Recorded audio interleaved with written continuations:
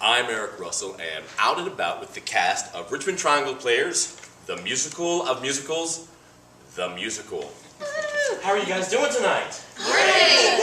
This show had me laughing so much because I was going, oh, I know that show, and I know that show, and oh, that's really cool. It's just you're just pulled into all these great songs and moments from the different, the different writers, different styles. But what I want to start with is who you are and who you play in the show and how you were involved overall. So we'll start right here. Okay, I'm Jackie O'Connor, and I play Abby in various roles throughout the piece. Julie-Fulcher-Davis, the director. Yay! I'm Craig Smith, and I play Jitter, the landlord. I'm Fernando Rivadeneira, and I play Billy. I'm Kim Fox, and I play piano. And the narrator, yes. Yes. Exactly. And I'm Lanaya, Burnette, and I play June, the I can't pay my rent girl. And that's the whole premise of the show is, I can't pay my rent, you must pay the rent, I'll pay the rent. And that seems like a prevalent theme all throughout Broadway. Some way, somewhere, some show, must pay the rent. We're all trying to pay the rent. That's right, because sometimes the shows pay enough money to pay the rent. Maybe. A tiny bit of it. A tiny bit, a tiny bit. So let's talk about, from the director point of view, you've got like 5 different styles of music. And as the music director, you've got 5 different styles of music. You have a great ensemble cast, but they have to reinterpret these characters 5 times. So from a director's point of view, what was this like? Well, first and foremost, the best thing I did was I cast a really smart and talented group of people, and then I just let them go, basically. I love music theater. I was, raised on music theater, or raised myself on music theater, and so all the styles were so much fun, and we sort of approached it from, just an empty place, and not having any ideas about it, but coming in and owning it authentically. Just owning the different styles authentically, and then earning the right to sort of poke fun at them lovingly. So that it wasn't just empty shtick, or empty making fun of. So I think the fact that it has those layers of depth and this remarkably talented cast handling that is what makes it work so beautifully. Now, from the musical perspective, this is done in, you've got Korn, Rodgers and Hammerstein. A Little Complex, Sondheim. Dear Abby, that's right, aspects of Junita, Lloyd Webber. and then Speak Easy. What was it like to have to do all these styles of music and then getting them to kind of keep it unique and fresh, going, okay, this isn't... I'm stealing her answer. We've got 4 very talented musicians as well as actors, and we've all grown up or studied different forms, different styles, and I taught them the notes and said, okay, play with it, stay in the style, and hit the YouTube when you need to, and Yes. Have fun with it. They each bring their own distinctive personality and style to the music, and it was just so much fun working with all of them. From you guys, the actors, 'cause what's been fun is I've done some shows with you guys in the past, and I've come to see you in some of these shows. From this parody, what's your favorite number that your character might play? I'm going to start with Abby. Oh gosh, well, I am lucky enough to get all the rich character roles. So I really honestly can't pick. I mean, I get to do Hello Dolly, and I get to do, I get to do, all the greats, Patti LuPone and Glenn Close, and that was the fun part for me is, I've done some of these musicals over the course of my theater career, and but going back and watching some of these great actresses do these roles, and then making it real first, like Julie said, and then from there finding a place to heighten it, so it was, honoring the spoof of the style, but also individually going back and looking at Stephen Sondheim and Jerry Herman and Cantor Neff, and watching these musical styles, which are so clearly different. Oh, yeah. And making sure that I was on, through the choreography and through the music and through the direction, that we were all honoring those styles as well, which was harder than I thought. I was like, oh, I've done them all. Oh, no. When you do them all together, it's really hard to take that break and go, okay, moving on to a different piece. And yeah, because there's a big difference between a Sondheim and a Lloyd Webber. You're like, oh, this is great. This is not what I know. Huge difference. And they're all brilliant. They're all brilliant in their own way. And so that was surprisingly difficult and also incredibly fun. Now, Jinx. Craig, it's phenomenal to watch you recreate Jinx through all these different moments. I think my favorite is truly when you get to Speakeasy and you're doing the MC part. I'm going, oh my God, this is brilliant. Yeah, that's a lot of fun. I did that show in college, so 500 years ago. I did that show and didn't get to play that role. I was like, I wanted to play that role. And so just getting to do this was so much fun.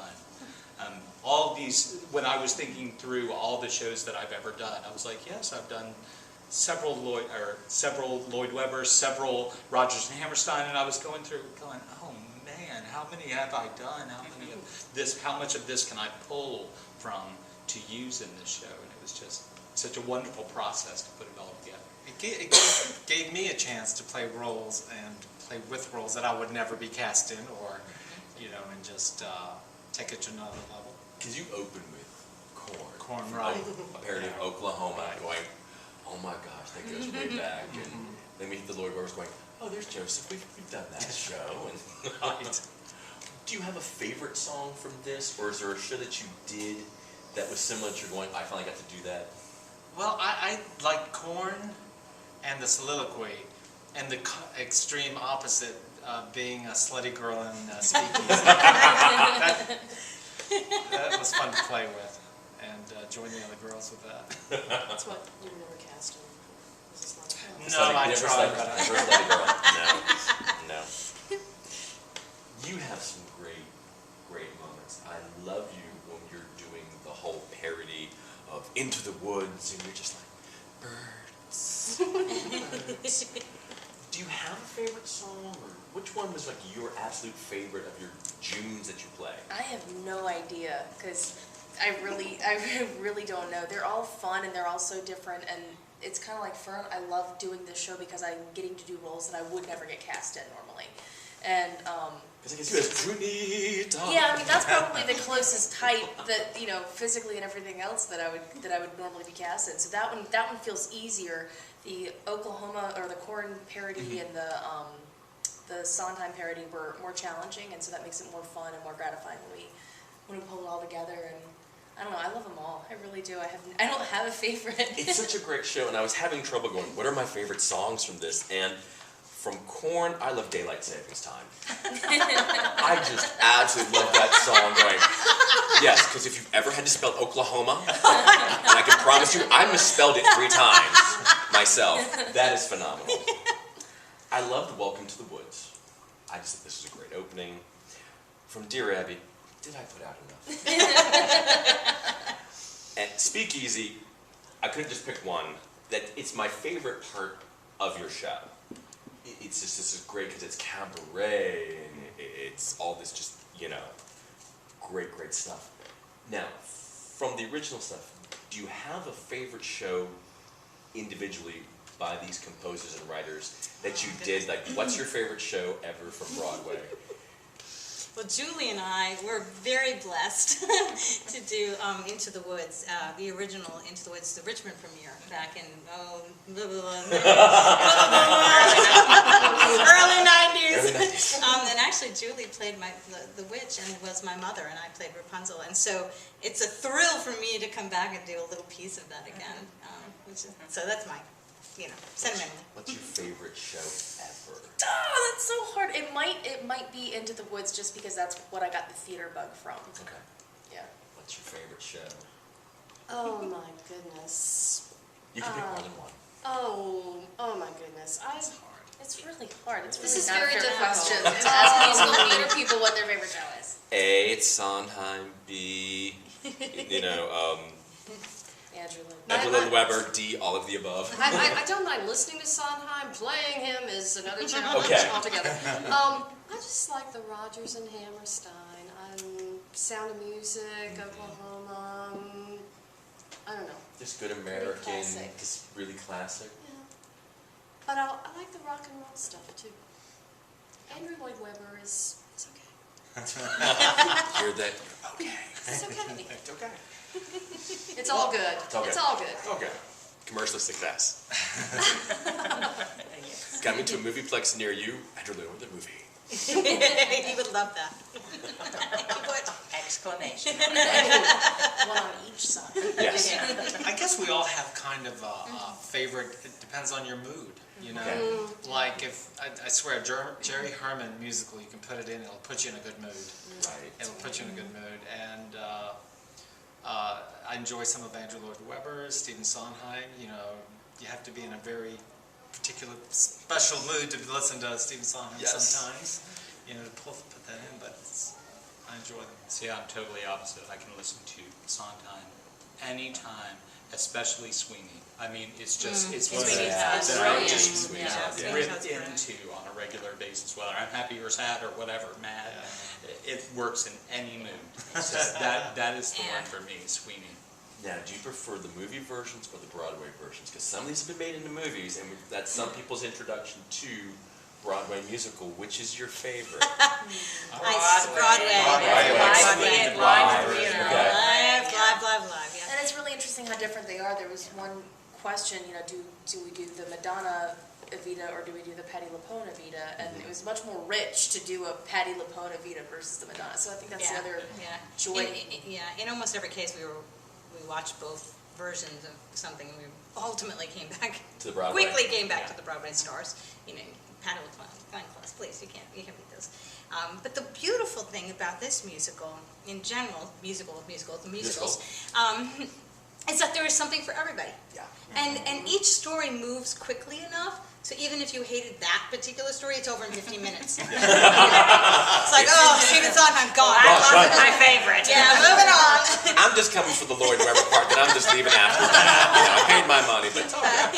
No, but that's the great thing about this. I think it's going to be universally appealing to the Richmond audience because there is literally something for everybody, and they move so quickly that honestly, you can't sleep through this one. It's just, it's fun.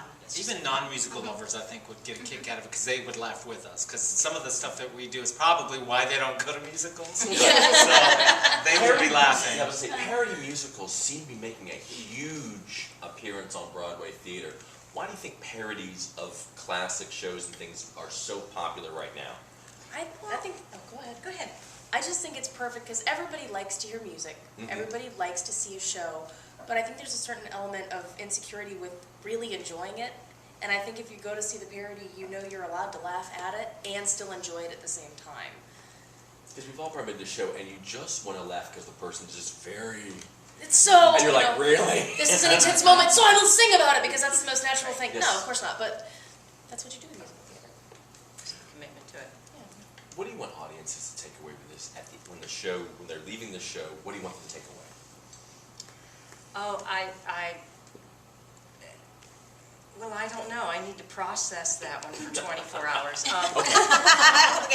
Just a great joy of having been a part of a live theater experience that gives you this little gem of all the wonderful music theater that's ever been written, and does it in such a fun way that we can all sort of sit and laugh at ourselves and each other, and it's an hour and a half. Yeah, It's like this nice little chunk of deliciousness that comes and goes, and it's fun and it's entertaining, and you leave happy, having just been a part of part of it all. Because you laughed the entire time.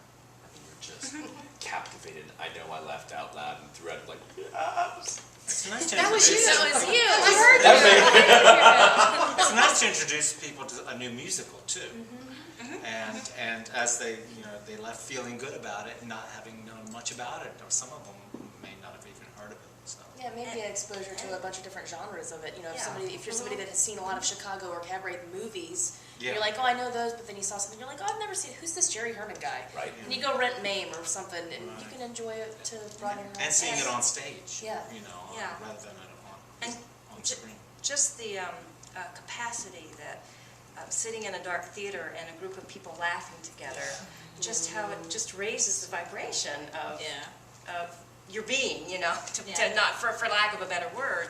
There's just something, and you can only experience that in live theater, because it's this relationship between the performers that are giving you that gift and the audience that's receiving it. And it doesn't happen anywhere else but live theater. Yeah, there is something magical about that connection that we as the audience get with you, the performers, for that moment when you've got our time and you're just pulled in, and you forget you're sitting in a building. It becomes this nice little magical place for a few Suspended. moments. Yes. Yeah. Just for a short time. Final thoughts? Anyone? Come see it. Come see our Yeah. show. There we go, see. You Fun will with, not have fun. be bored. You'll have a great time. This has been absolutely wonderful. I know I will be back again, because Mom's going, can I come see the show? Yes. Come to the show. You can bring your moms. Mother's And Day. dads. Mother's Day. Yeah, she was asking about that. So, fantastic show. I laughed the entire time. Brilliant production. Thank you for sharing Thank you. with me Thank and you. having us here. Thank you so much. Thank you, Eric. Thank you.